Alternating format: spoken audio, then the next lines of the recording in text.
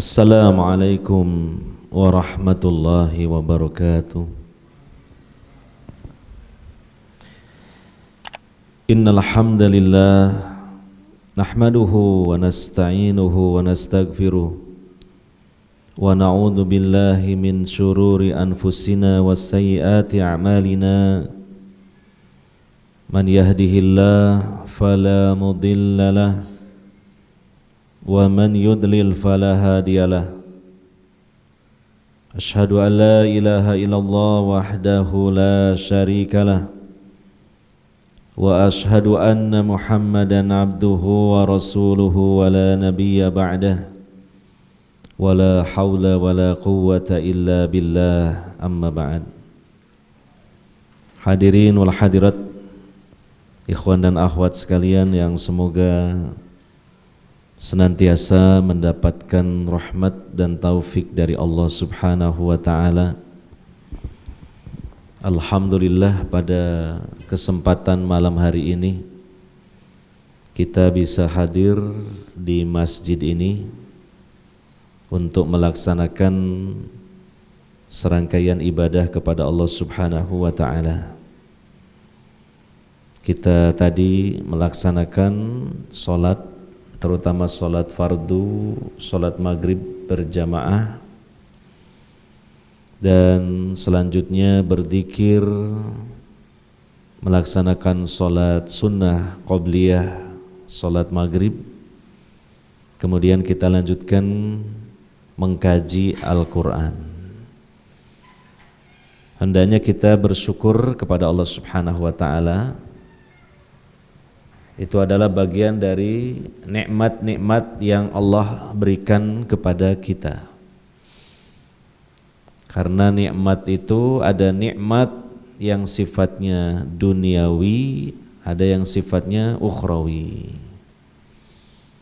Nikmat duniawi, nikmat-nikmat untuk kita manfaatkan, kita gunakan di dunia ini. Nikmat-nikmat ukhrawi, nikmat yang kita nikmati, kita rasakan dalam kehidupan di akhirat kelak. Nah, kalau kita diberi kemampuan oleh Allah Subhanahu wa ta'ala untuk melaksanakan suatu ibadah, maka itu terutama nikmat ukhrawi harus kita sadari itu. Artinya dalam kehidupan di dunia ini belumlah besar manfaatnya kita rasakan. Ada tentunya kebaikan-kebaikan, keutamaan-keutamaan secara duniawi tentu dari ibadah itu. Tapi yang lebih besar lagi Allah tunda, Allah sisakan di kehidupan akhirat. Seperti kita habis sholat, secara duniawi ya mungkin tidaklah seberapa dapat kita rasakan, ya kan, hasilnya, manfaatnya, ya. Tapi nanti di akhirat insyaallah, dan mudah-mudahan kita berharap demikian, sholat kita diterima oleh Allah Subhanahu wa ta'ala. Allah jadikan sebagai nilai-nilai pahala. Nah, pahala itu baru kita nikmati bukan di dunia ini, tapi kalau kita mati di alam kubur, di mahsyar dan seterusnya. Maka ada syubhat dari sebagian masyarakat kita yang awam, yang sedikit ilmunya dan perlu banyak menambah ilmunya dalam beragama. Kurang bersemangat dalam beragama, kurang bersemangat dalam beribadah. Apalagi ketika melihat nasib dirinya dirasakan kok susah hidupnya, terutama secara ekonomi. Ya. Saya sholat dari dulu sampai sekarang, ya ekonomiku yang gini-gini ya. Bahkan diperbandingkan, dia melihat sebagian orang kelihatannya nggak pernah sholat, ya sugih, kaya, hartanya banyak, punya rumah yang mewah, yang besar, kendaraan, dan seterusnya. Sehingga muncul keraguan dalam hatinya. Maka perlu kita jelaskan, ibadah itu terutama bukan untuk kehidupan dunia, untuk kehidupan akhirat, sangune mati. Baru kita merasakan betapa hebatnya kenikmatan dari ibadah-ibadah ini tatkala kita mati, tatkala kita di akhirat. Jadi kita ibadah bukan cari materi duniawi, tapi supaya Allah memberikan nilai pahala, dan itu adalah bekal utama kita dalam menempuh perjalanan hidup nanti yang kekal abadi di akhirat. Oleh karenanya sangat gembira seharusnya dan bersyukur apabila kita sudah melaksanakan satu ibadah semacam sholat maghrib tadi itu agung nilai pahalanya. Yeah. Kita perbandingkanlah dalam hadis-hadis Nabi itu ya, dalam hadis Bukhari, dalam hadis Muslim. Karena seseorang itu pernah menyingkirkan dahan pohon yang menghalangi orang lewat, dia masuk surga. Gitu. Karena seseorang itu sekedar memberi minum seekor anjing yang kehausan, dia kasih air, dia kasih minum karena Allah, itu masuk surga. Saya mau tanya secara asal, kira-kira pahalanya lebih besar mana? Kita sholat maghrib umpamanya, sholat fardu, sholat wajib berjamaah di awal waktu dengan menyingkirkan dahan pohon yang dilewati orang, atau dengan memberi minum seekor anjing yang kehausan, kira-kira pahalanya lebih besar mana? Insya Allah kan lebih besar secara asalnya pahala dari sholat maghrib. Kalaulah dengan sebab menyingkirkan ranting yang menghalangi orang lewat, kalaulah sekedar memberi minum seekor anjing yang kehausan, seorang hamba dengan rahmat Allah masuk surga, lebih-lebih lagi dengan semisal melaksanakan sholat maghrib berjamaah di masjid di awal waktu. Renungan saya maksudnya bukan untuk dibanggakan, bukan untuk ujub dalam hati, tapi disyukuri, itu nikmat yang besar dari Allah Subhanahu wa ta'ala. Bahwa Allah beri kita kemauan dan kemampuan melaksanakan sholat. Ya tadi sholat maghrib secara berjamaah. Ditambah lagi sholat sunnah ba'diyah.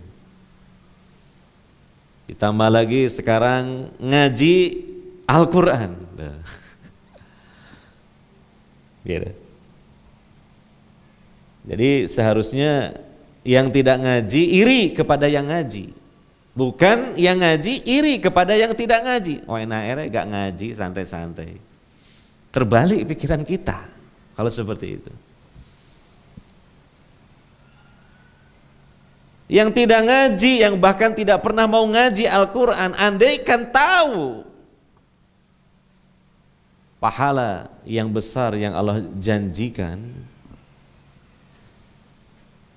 tentunya mereka kecuali kalau sakit keras dan udzur yang berat akan selalu hadir, apalagi cuma sebulan sekali aja.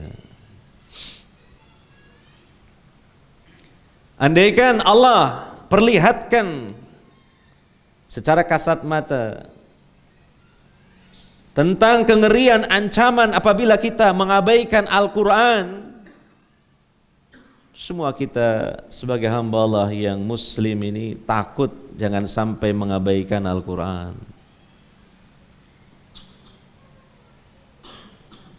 Karena Allah Subhanahu wa ta'ala berfirman dalam surah Thaha, "Wa man a'rada an dzikri fa inna lahu ma'isyatan dhanka wa nahsyuruhu yaumal qiyamati a'ma." Siapa yang berpaling dari peringatanku, dalam tafsir disebut Al-Quran. Siapa yang berpaling dari Al-Quran,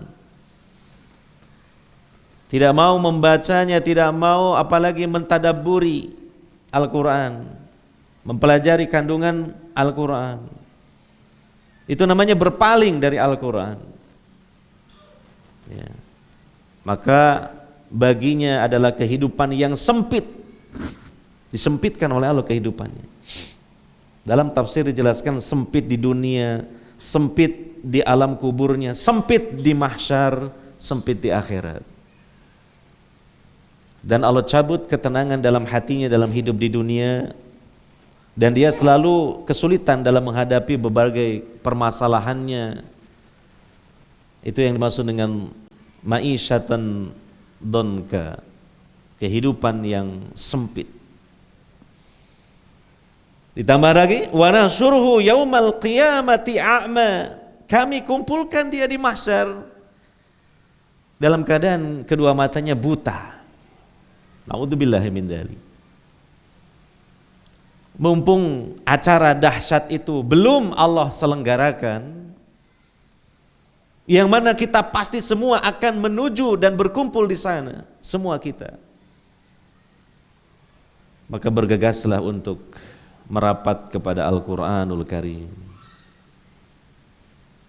Setelah membacanya, tadabburi maknanya, pelajari kandungannya sesuai dengan kemampuan dan kesempatan yang Allah berikan kepada kita.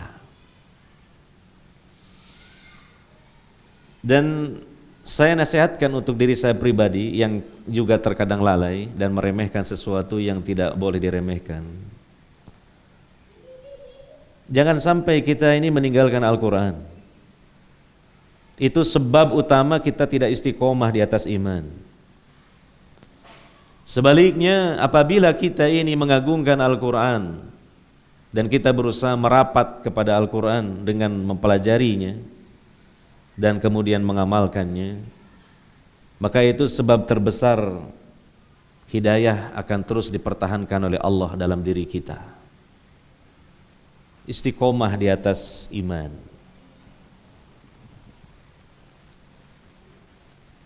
Imam Ibn Rajab Al-Hambali rahimahullah, ketika beliau menyebutkan tentang biografi para ulama dan pemuka ulama Hanabilah, mazhab Hanabilah, di antaranya Syekhul Islam Ibn Taimiyah rahimahullah ta'ala, ternyata di akhir hayatnya Syekhul Islam Ibn Taimiyah rahimahullah ta'ala itu ada sedikit penyesalan. Artinya ada satu penyesalan. Penyesalannya beliau merasa belum maksimal di dalam mentadabburi dan menjelaskan makna-makna Al-Quran. Padahal kita tahu beliau siapa? Syekhul Islam Ibn Taimiyah rahimahullahu ta'ala. Sejak kecil sudah hafal Al-Quran. Perjalanan ilmiahnya juga beliau belajar kepada ahli-ahli Al-Quran, ahli tafsir. Dan ketika beliau sudah dewasa juga beliau punya tafsir Al-Quran. Ya, ahli di bidang tafsir Al-Quran Syekhul Islam Ibn Taimiyah rahimahullah ta'ala. Ya. Dan kita tahu bagaimana ibadahnya beliau. Kita tahu bagaimana jihadnya beliau. Kita tahu bagaimana zuhudnya beliau. Kita tahu bagaimana waraknya beliau. Itu mengungkapkan ada sedikit kekurangan pada dirinya, yaitu merasa belum maksimal terhadap Al-Quran dalam hal mentadabburinya. Ini catatan Ibnu Rajab dan tentunya menjadi catatan khusus untuk diri-diri kita. Insya Allah, apabila seorang muslim sepanjang hidup ini sampai menutup usianya dia abai terhadap Al-Quran, maka itu adalah penyesalan terbesarnya.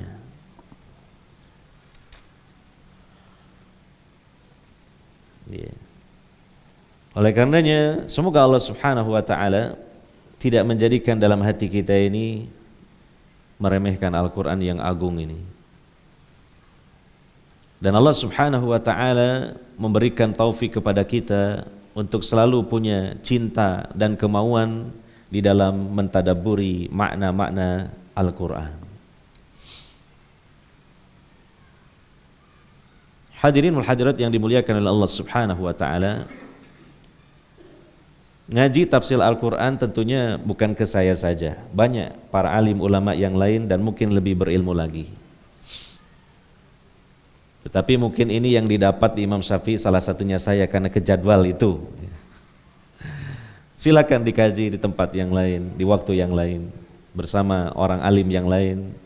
Yang intinya adalah nasihat saya untuk diri saya pribadi dan panjenengan semua, jangan sampai kita tergolong kepada hamba-hamba Allah yang mengabaikan Al-Quran, yang itu dicurhatkan oleh Nabi SAW kepada Allah Subhanahu wa ta'ala, dan Allah cantumkan dalam firman-Nya, wa qala ar-rasul rabbi inna qaumi ittakhadhu hadzal qur'ana mahjura. Wahai Rabbku, sesungguhnya kaumku ini telah menjadikan Al-Quran sebagai sesuatu yang diabaikan, sesuatu yang diterlantarkan, tidak diperhatikan. Ya, terutama di dalam mentadaburi, mempelajari kandungan maknanya, tafsirnya, bukan sekedar dibaca saja. Karena Al-Quran itu 114 surah merupakan surat dari Allah untuk kita, yang dikirim 2 kurir yang amanah, kurir langit malaikat Jibril, kurir bumi Nabi Muhammad SAW, dan sampailah kepada kita atas kehendak dan kemudahan dari Allah, yang kita ini jaraknya begitu jauh dengan Rasulullah SAW, baik tempat maupun waktunya, tapi Al-Quran secara utuh dan orisinil, tidak kurang tidak lebih, hadir di tengah kita, ada di tangan kita. Apakah kita di dalam menerima surat dari Allah itu hanya dibaca saja? Tentu tidak, harus dimengerti apa maksudnya. Dibaca tapi nggak paham, ini surat dari Allah tapi nggak dipahami isinya, tentu Allah murka kepada kita. Kita dikirimi surat oleh Allah 114 surat, baca, pahami isinya, amalkan isinya. Itulah yang diinginkan oleh si pengirim surat, yaitu Allah Subhanahu wa ta'ala.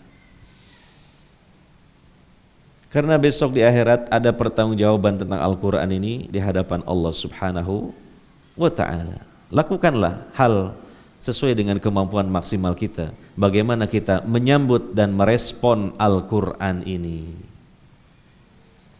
Insya Allah besok menjadi salah satu yang menyampaikan syafaat Allah Subhanahu wa ta'ala kepada kita, dan menjadi pembela kita di hadapan Allah Subhanahu wa ta'ala. Hadirin wa hadirat yang dimuliakan oleh Allah Subhanahu wa ta'ala, kelanjutan kajian tafsir Al-Quran di masjid ini membahas surah Ali Imran.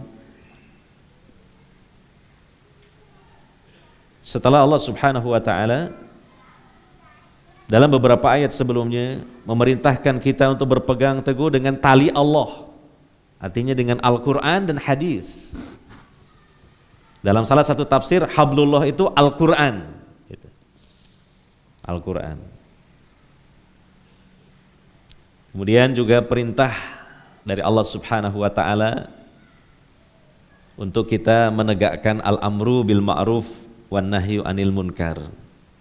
Sampaikan al-ma'ruf, sampaikan al-munkar supaya dijauhi.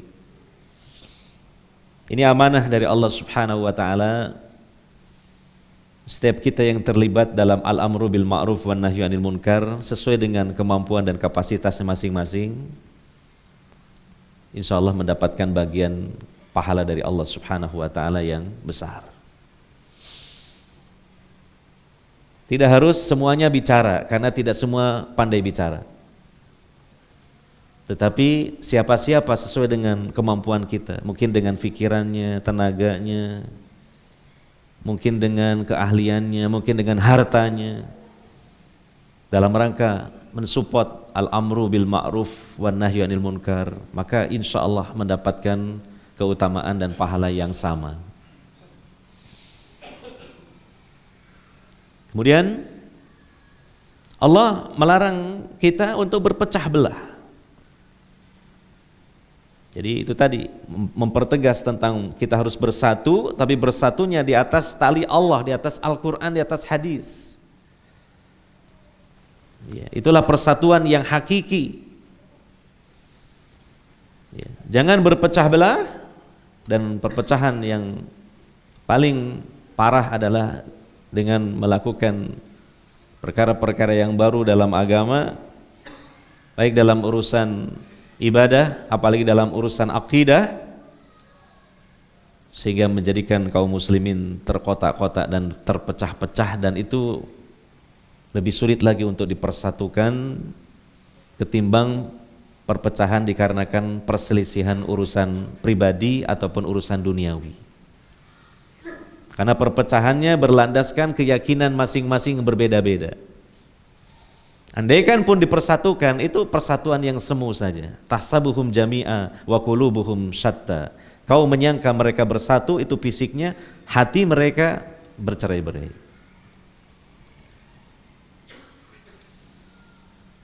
Kemudian Allah menyebutkan tentang orang-orang yang beriman, ya, yang mereka berusaha bersatu di atas kebenaran, maka Allah bangkitkan di akhirat wajah-wajah mereka putih berseri-seri.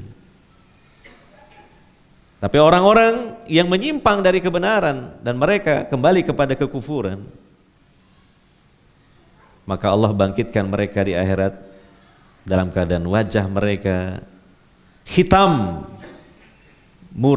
bermuram durja. Ya.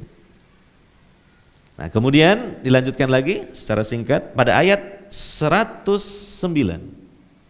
Allah Ta'ala berfirman, A'udzubillahi minasyaitonirrajim, walillahi ma fis samawati wa ma fil ard wa ilallahi turja'ul umur. Dan milik Allah lah apa saja yang ada di langit dan apa saja yang ada di bumi, dan hanya kepada Allah segala urusan dikembalikan. Ya. Dalam tafsir yang cukup mendalam, kalimat seperti ini, ayat seperti ini yang Allah sampaikan setelah Allah menyebut tentang aturan-aturannya, balasan-balasan di akhirat, maka menunjukkan apa? Sangat pantas saja Allah menetapkan aturan-aturan syariat di dunia dan kemudian juga memberikan balasannya di akhirat. Karena apa? Semuanya ini milik Allah. Kita ini loh nggak ada yang memiliki apapun secara mutlak. Kita ini dipinjemi oleh Allah. Kita ini dititipi oleh Allah. Dan itu pun dipinjeminya temporer, sementara saja. Satu saat juga Allah akan mengambilnya. Oleh karenanya, kalau memang sudah demikian hakikatnya, kita sebagai hamba-hamba Allah yang memang dimiliki oleh Allah, kita hendaknya apa? At-taslim, berserah diri kepada Allah. Tunduk patuh kepada apapun aturan-aturan Allah yang diberikan kepada kita untuk kita pelajari dan kita laksanakan. Nah, kalau kita mengkaji tentang fikih al-asmaul husna, ada pembahasan dari ulama yang cukup mendalam tentang makna al-fattah. Apa al-fattah itu? Allah yang maha membuka. Nah, maka makna membuka itu di dalamnya terdapat dua penjelasan. Pertama, Allah membuka aturan dan syariatnya di alam semesta ini, dalam kehidupan di dunia ini, yang wajib diketahui oleh hamba-hamba Allah dan kemudian dilaksanakan. Kemudian makna yang kedua, Allah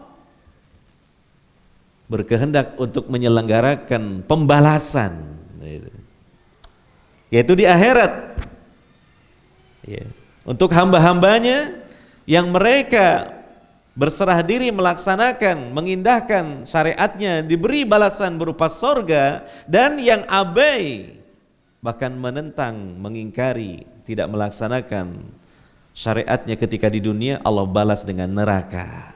Itu makna al-fattah. Dan ini sesuai dengan ayat yang kita baca tadi, walillahi ma fis samawati wa ma fil ardi wa ilallahi turja'ul umur.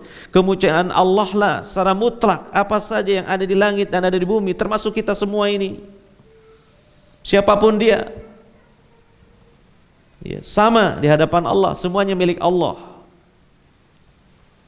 Ya.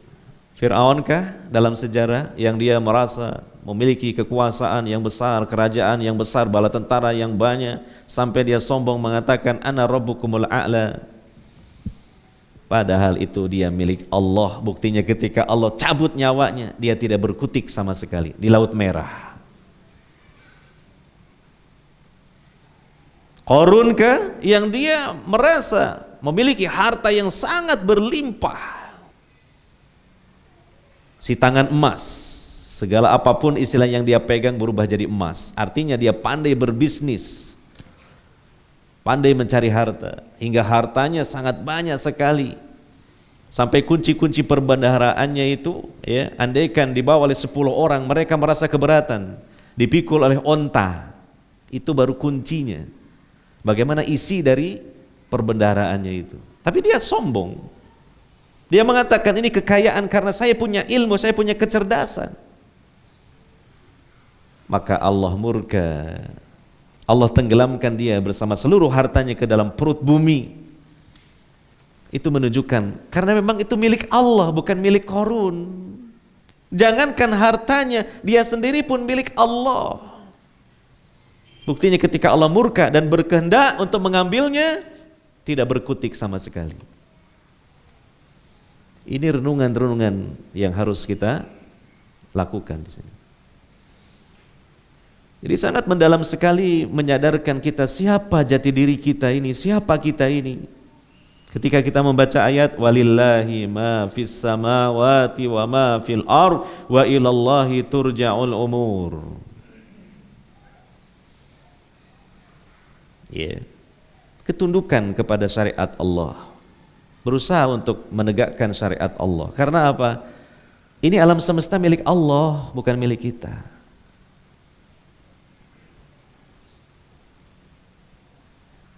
Maka siapa yang memperjuangkan untuk dilaksanakan syariat Allah, agama Allah satu-satunya di muka bumi ini, maka orang ini telah berjuang untuk menyadarkan seluruh hamba Allah tentang siapa diri mereka yang sesungguhnya.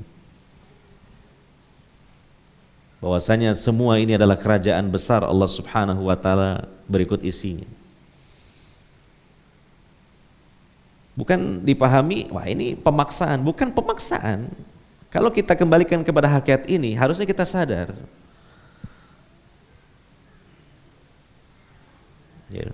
Contohlah, ada seorang presiden misalnya, dalam satu negara, berikut aparatnya lah, mungkin legislatifnya dan seterusnya. Tentu kan semua kita akan sepakat dan memang mengatakan pantas kalau kemudian yang membuat aturan itu ya mereka itu, pemimpin itu. Dan tidak pantas apabila ada rakyat atau kelompok-kelompok dari masyarakat dia sendiri yang menentukan aturan undang-undang lalu dipaksakan untuk dilaksanakan oleh semuanya. Tidak pantas. Ya kan? Itu contoh kecilnya seperti itu. Lalu bagaimana Allah Al-Malikul Malik, Rabbul Alamin, kerajaan besar alam semesta ini, Allah lah satu-satunya rajanya, bahkan yang menciptakan, mengatur dan menguasainya. Sangat pantas dan sepantasnya memang syariat Allah, aturan Allah itulah yang diberlakukan, dan semua hamba-hambanya harus patuh tunduk berserah diri kepadanya. Jangan menyombongkan diri, jangan menentang. Dan apa? Wa ilallahi turja'ul umur. Segala urusan, segala perkara, semuanya berujung kembali kepada Allah. Segala peristiwa, kejadian, perbuatan hamba, Allah yang mentakdirkan, yang menciptakan. Dan seluruh manusia kalau sudah mati kembali kepada Allah, dikumpulkan oleh Allah, Allah akan mengadili mereka dan memberikan balasan kepada mereka. Ya, yang tinggal di kota, yang tinggal di desa, yang tinggal di pantai, yang tinggal di puncak gunung, di mana saja, Kalau sudah mati, itu kembalinya kemana? Ke siapa? Kembalinya kepada Allah. Karena memang semuanya milik Allah. Nah, ini harus kita renungkan secara mendalam sehingga memunculkan kesadaran. Makanya nanti di dalam kita menyambut syariat Allah, melaksanakannya ikhlas. Dan dalam hati kita ada pengagungan dan ketundukan kepada Allah Subhanahu wa ta'ala. Itu. Ayat selanjutnya ya, 110. Kuntum khaira ummatin ukhrijat linnasi ta'muruna bil ma'rufi wa tanhauna 'anil munkari wa tu'minuna billah. Kalian itu adalah sebaik-baik umat. Yeah. Umat Islam, umat yang beriman yang menjadi pengikut Nabi Muhammad SAW. Itu sebaik-baik umat. Karena nabinya pun sebaik-baik nabi, rasulnya sebaik-baik rasul, yaitu Nabi Rasulullah Muhammad sallallahu alaihi wasallam.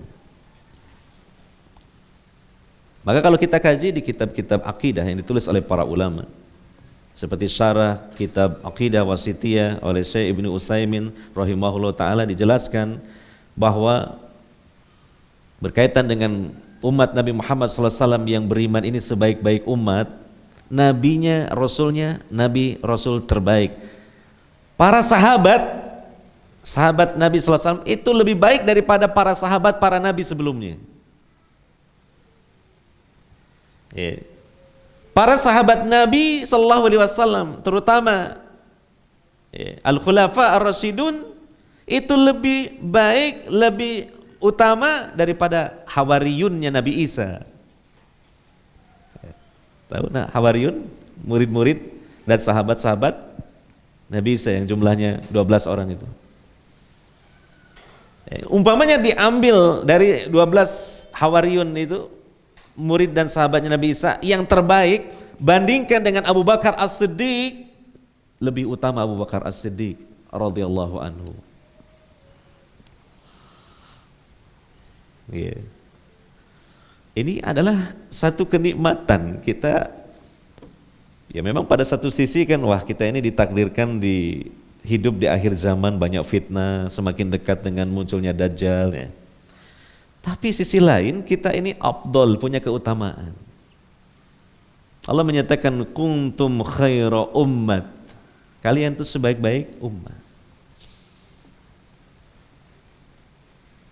Maka dalam hadis Nabi sallallahu alaihi wasallam yang sahih, besok di akhirat kata Nabi sallallahu alaihi wasallam, nahnul akhirun al awwaluna yaumal qiyamah. Kita ini memang umat terakhir, tapi di akhirat itu yang pertama dihisab, pertama-tama masuk surga. Tapi apa? Ya pertama-tama dihisab, ya pertama-tama juga masuk neraka. Gitu. Didahulukan kita ini, didahulukan. Walaupun kita adalah generasi terakhir, umat di akhir zaman. Yeah. Nah Allah Subhanahu wa ta'ala menyebut kriteria dari umat Nabi Muhammad SAW yang disebut dengan khaira ummah. Maka kita berusaha untuk mendapatkan label ini sebagai khaira ummah. Itu apa? Di antaranya kriterianya ta'muruna bil ma'rufi wa tanhauna 'anil munkari wa tu'minuna billah. Kalian itu menegakkan amar ma'ruf dan an-nahyu 'anil munkar, menyampaikan yang ma'ruf, mencegah dari yang munkar. Kalian giat berdakwah. Namanya amar ma'ruf nahi munkar itu seseorang tidak sibuk dalam mensolehkan dirinya saja, tapi sibuk juga bagaimana mensolehkan orang lain. Itulah kriteria khairu ummah. Ya hendaknya ini ikhwan-ikhwan ya hadir ya di Masjid Imam Syafi'i. Libatkan diri kita dalam perjuangan dakwah Islam, dakwah sunnah ya. Sesuai dengan kemampuan kita. Memang ada baiknya jangan seragam kemampuan itu, harus beragam karena yang dibutuhkan juga memang beragam.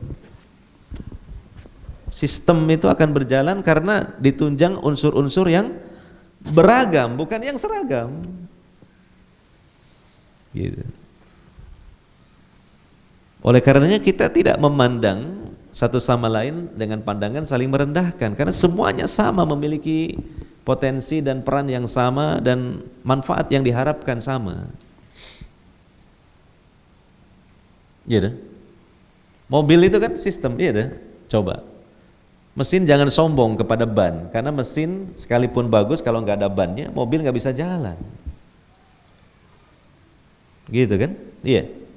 Bahkan ya, unsur sekecil apapun jangan diremehkan. Contoh, mobilnya bagus, bodinya bagus, mesinnya bagus, ada bannya. Ternyata dalam bannya itu pintilnya nggak ada untuk masukkan angin. Ya ini dikasih angin bocor terus, kan nggak bisa jalan. Jadi jangan diremehkan. Maka dalam pepatah Arab dikatakan, ya, la tahtakir man dunak wa likulli syai'in lahu maziyah. Jangan kau meremehkan orang yang kamu anggap di bawahmu, karena semua orang itu punya kelebihan sendiri-sendiri. Gitu? Iya, punya kelebihan sendiri-sendiri. Pas ngaji ada seseorang suruh baca Quran, saya geratal-geratul, gitu. Kadang dianggap diremehkan. Loh, jangan diremehkan. Loh, dia sedang belajar kok. Giliran bareng-bareng safar bawa mobilnya mogok di tengah hutan.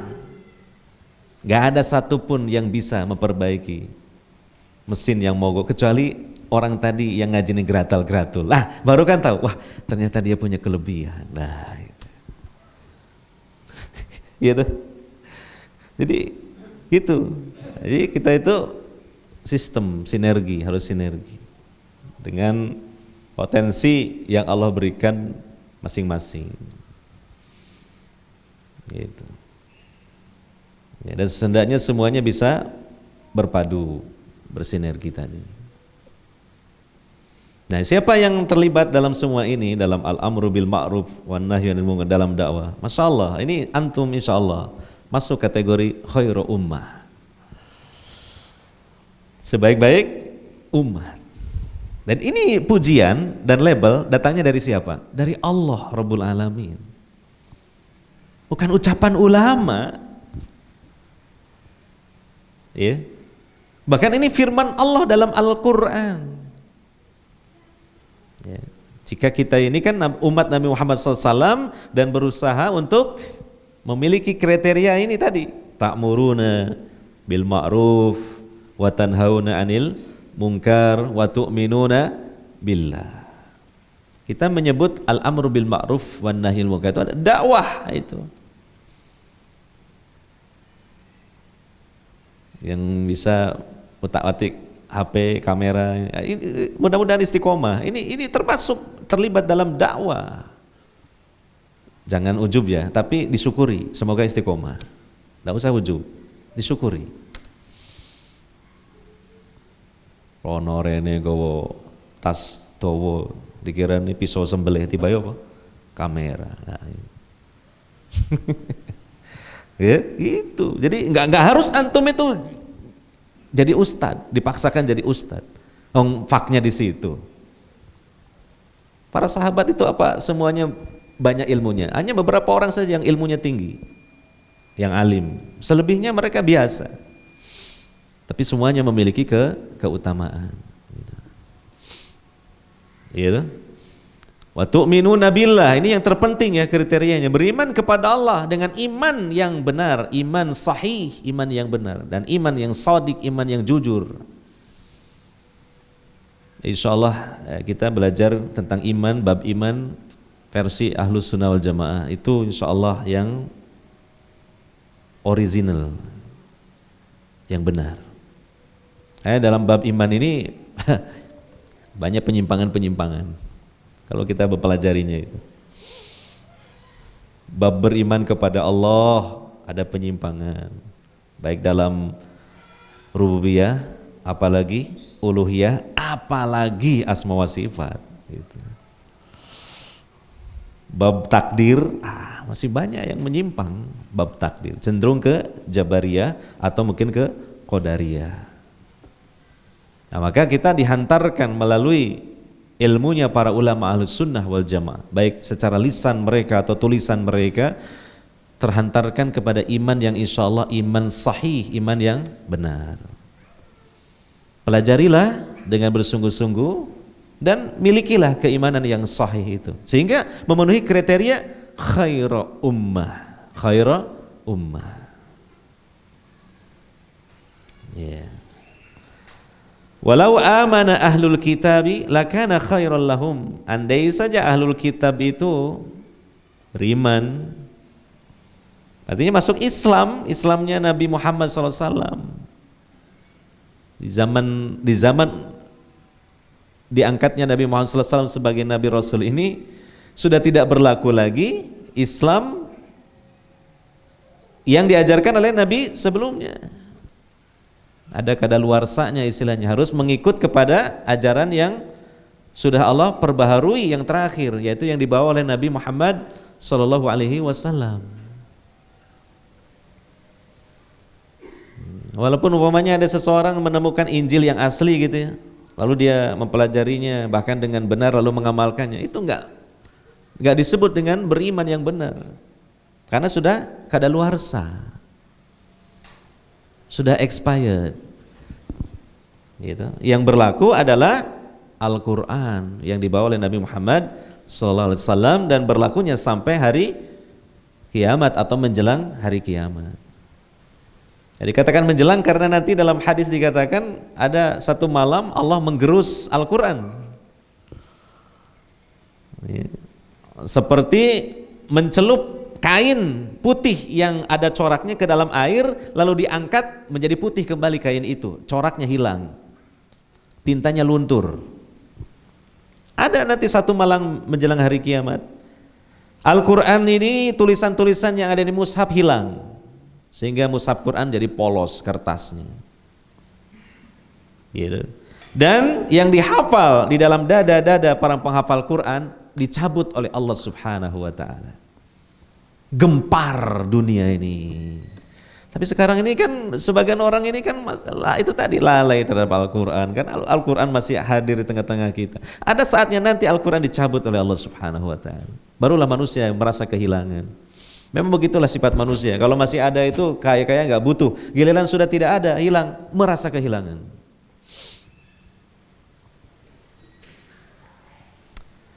Gitu ya. Maka ahlul kitab Yahudi dan Nasrani harus mereka mengikuti Islam yang dibawa oleh Nabi Muhammad sallallahu alaihi wasallam. Lakana khairal lahum, itu tentu lebih baik bagi mereka. Kata-kata khair itu tidak harus dipahami lebih baik itu memperbandingkan dua kebaikan di mana yang satunya lebih baik, bukan begitu. Dalam uslub bahasa Arab atau dalam uslub Al-Quran, kata khair itu bisa jadi memperbandingkan yang satu sangat baik sekali, yang satunya sangat jelek sekali. Itu bahasanya khair. Sehingga jangan sampai dipahami, oh walaupun ada orang itu bersikukuh berpegang dengan Taurat atau dengan Injil, tidak berpegang dengan Al-Quran, kan masih baik juga. Cuma lebih baik lagi kalau berpegang kepada Al-Quran, sehingga meninggalkan Injil beralih kepada Al-Quran itu enggak wajib, hukumnya sunnah. Jadi gitu nanti akhirnya pemahamannya, gitu. Kata khair itu tidak selalu memperbandingkan dua-duanya baik, cuma yang satunya lebih unggul. Enggak harus begitu dalam uslub bahasa Arab, dalam uslub Al-Quran. Tadi kan di situ disebut oleh Allah Ta'ala, ya kan? Walau amana ahlul kitab lakana khairal lahum. Andai saja ahlul kitab itu beriman, itu lebih baik bagi mereka. Jangan dianggap kalau mereka masih kekeh di atas ajaran Alkitab, Taurat wal Injil itu baik, jelek gitu. Dan itu adalah kekufuran karena sudah diutusnya Nabi Rasul terakhir yang harus diikuti. Maka Nabi SAW mengatakan, andai saja Isa, Nabi Musa sezaman denganku dan bertemu dengan aku, niscaya dia akan menyatakan keislaman kepadaku, bersyahadat kepadaku. Ya, itu kata-kata khair ya, nggak harus selalu memperbandingkan yang hampir sepadan. Bisa jadi justru perbandingan yang sangat paradoks, perbedaannya sangat mencolok. Seperti bacaan taswib dalam adzan subuh kan, as-salatu khairum minan naum. Salat itu lebih baik daripada tidur. Nah, kalau orang salah paham memaknai taswib, dia mengatakan tidur pun kan masih baik juga. Cuma kalau salat itu lebih baik lagi. Turu akhirnya yang enak turu itu. Padahal maksudnya itu kalau kamu sholat itu jauh lebih baik. Tapi kalau kamu tetap tidur jelek sekali dan kamu berdosa besar. Itu maknanya begitu. Ya, nah ini kata khair seperti itu. Terkadang seperti itu kata khair. Minhumul mu'minuna. Nah, sebagian dari mereka ada orang-orang yang beriman. Bahkan sedikit sekali. Dakwah Nabi SAW kepada ahlul kitab itu dapatnya sedikit dari ahlul kitab. Kebanyakan dari orang-orang musyrik Arab. Ya kan? Bahkan dalam periode dakwah Nabi SAW di Madinah, ya, yang di situ banyak orang-orang Yahudi, banyak orang-orang Yahudi itu tidak beriman kepada Nabi SAW dengan iman yang benar, tapi mereka berpura-pura. Jadilah mereka musuh Nabi SAW yang disebut kaum munafikun, yang itu lebih berbahaya lagi daripada orang-orang kafir dan musyrik secara jelas-jelas. Ya, mantan-mantan ahlul kitab yang jadi para sahabat Nabi kan sedikit. Adi bin Hatim, Abdullah bin Salam, Ka'ab al-Akhbar, Salman al-Farisi. Ya, jadi bisa dihitung lah, sedikit mantan-mantan ahlul kitab gitu. Padahal mereka notabene ahlul kitab, mereka mengenal sejarah para nabi, para pendeta mereka tahu isi dari Taurat, Injil. Ya. Sedangkan orang-orang musyrik Arab mereka itu ummiyun, tidak bisa membaca, tidak punya Alkitab. Mereka orang yang jahil, tapi kebanyakan mereka malah menyambut dakwah Nabi SAW. Ada Umar ibn Khattab, ada Amr ibn al-As, ada Khalid bin Walid, mantan-mantan orang musyrik penyembah berhala, yang notabene ummi tadi. Maka itu pelajaran bagi kita, hidayah itu begitu mahal. Orang yang cerdas, orang yang IQ-nya tinggi belum tentu Allah rahmati dengan diberinya hidayah. Ya? Nah, makanya hidayah itu sekali lagi sesuatu yang sangat-sangat luar biasa, kenikmatan yang paling tinggi dari Allah Subhanahu wa taala. Hendaknya kita sadar tentang betapa besarnya nikmat hidayah dan hendaknya kita bersyukur dan bergembira sekalipun dalam hidup ini kita bercampur dengan kesusahan. Tapi ingat-ingatlah satu nikmat yang sangat besar dari Allah, yaitu apa? Nikmat hidayah. Wa aktsaruhumul fasikun, mayoritas mereka, mayoritas dari ahlul kitab fasikun, tetap mereka itu kafir. Ya makanya kan contohnya dalam dakwah Nabi Sallallahu Alaihi Wasallam sedikit yang masuk Islam dari kalangan ahlul kitab itu.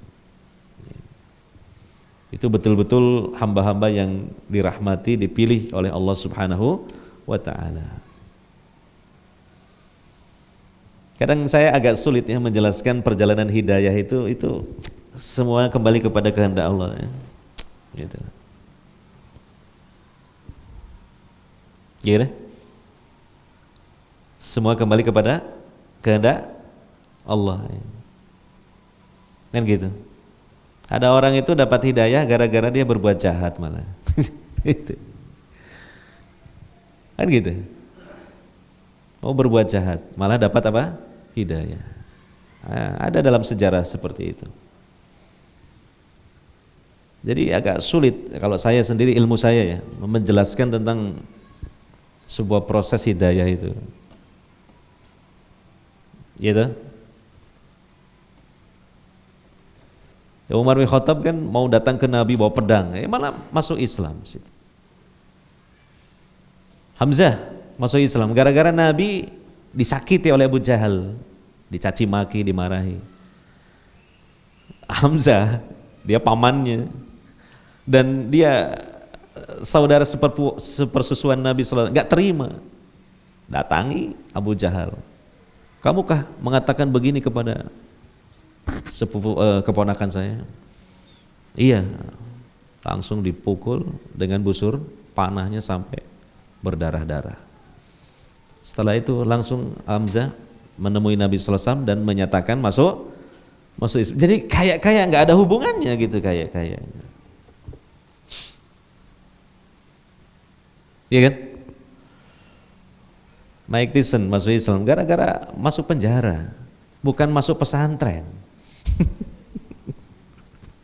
Lah inilah ini makanya nih ya, renungkan tentang hidayah itu unik sekali ya. Oleh karenanya yang sudah dapat hidayah jangan merasa aman untuk kemudian selalu ada pada diri kita. Harus banyak kita berdoa sama Allah, karena datangnya hidayah juga ajaib, hilangnya pun mungkin ajaib, gitu. Ya udah, ada orang melakukan maksiat itu jangan dicaci, nasihati. Karena boleh jadi suatu ketika kita yang ahli maksiat malahan, karena Allah cabut hidayah itu dari diri kita, sehingga kita seperti dia. Oke? Nah ini ya, jadi secara logika kan harusnya kan para sahabat itu kan mantan-mantan ahlul kitab tuh, harusnya tuh, logika kita. Enggak juga. Para sahabat ini dulunya orang-orang musyrik, orang-orang jahil, orang-orang ummi, berangasan, kayak Amr bin As berangasan, Umar bin Khattab ganas. Ya. Nah, makanya juga dalam hal hidayah ini, disinilah kita jadi tahu keagungan dan rahasia doa. Doakan. Bukan cuma dengan ajakan dan omongan, tapi apa? Doakan, karena kalau doa itu Allah kabulkan, pasti tahu orang dapat hidayah dengan sebab doa tadi. Termasuk kita punya anak-anak kan, nggak sekedar kita masukkan ke sekolah Islam favorit, tahfidz Quran, nggak sekedar itu, tapi harus sering apa didoakan. Gitu. Terakhir saya sedikit cerita. Saya punya ibu angkat. Punya anak. Anaknya itu ada 4. Ya. Perempuan, kemudian laki, kemudian bungsu perempuan. Anak pertama, kedua, ketiga itu dari mulai TK-nya sekolah umum. Sampai menikah berumah tangga, tidak mengenyam pendidikan yang kuat dalam keislaman. Si anak bungsu ini dari TK-nya TK Islam, SD Islam, MTS namanya Islam kan, Aliyah kan pasti sekolah Islam, sekolah Aliyah. Setelah lulus pacaran, ternyata pacarnya orang kafir, orang Kristen. Karena sudah kadung seneng, mau dinikahi dengan syarat kamu harus murtad sampai hari ini murtad. Ya semoga nanti dapat hidayah lah. Tapi artinya ini kan pelajaran ya. Makanya ibu angkat saya kalau ketemu saya nangis kalau bercerita anak saya. Andai kan anak saya yang bungsu itu mau kembali kepada Islam, iki rumah kowe tak kasihkan sama dia. Jadi curhatnya itu bagus ya, bukan masalah ekonomi, bukan masalah dunia, curhat tentang iman. Jadi saya sering sampai kehabisan bahan menghiburnya, kehabisan bahan ceramah nasihati ibu ini. Saya ceritakan Nabi Nuh dengan istrinya, anaknya, masa diulang-ulang terus, cari bahan yang lain. Kehabisan bahan saya untuk menghilangkan kesedihan si ibu ini. Ya ini kan pelajaran di sini, pelajaran. Enggak semata-mata ikhtiar-ikhtiar ya. Ya ikhtiar ya jelas, tapi juga jangan lupakan doa. Sebab semua itu kan kehendak Allah Subhanahu wa taala. Man yahdihillahu fala mudhillalah wa man yudlil fala hadiyalah. Termasuk diri kita juga khawatir lah. Sekarang ya rajin ngaji, aktif, wah. Besok lusa dan seterusnya belum tentu ya. Makanya kita harus ada kekhawatiran ya. Makanya dengan berdoa, dengan cinta dan mengagungkan Al-Quran, semoga kita dapat hidayah terus, gitu loh, iya. Dan jangan meremehkan, jangan suka meremehkan sesuatu yang diagungkan oleh Allah Subhanahu Wa Taala. Yang khawatirkan nanti Allah murka kepada kita, karena dalam hati kita ada kesombongan, iya, itu. So, harus banyak kita berharap dan takut, ya, namanya roja dan khauf, iya. Ini saja mungkin yang dapat kita bahas, ya, kita sampaikan. Semoga bermanfaat untuk kita semua. Dan semoga kita yang hadir di sini atau di tempat yang lain yang tergabung dalam pengajian ini dapat rizki yang banyak, rizki ukhrawi, rizki ukhrawi terutama, yaitu ilmu, rahmat Allah dan pahala yang besar dari Allah Subhanahu wa ta'ala. Subhanakallahumma wa bihamdika asyhadu alla ilaha illa anta astaghfiruka wa atubu ilaik. Wassallallahu ala nabiyyina Muhammadin wa ala alihi wa sahbihi ajmain. Wassalamualaikum warahmatullahi wabarakatuh.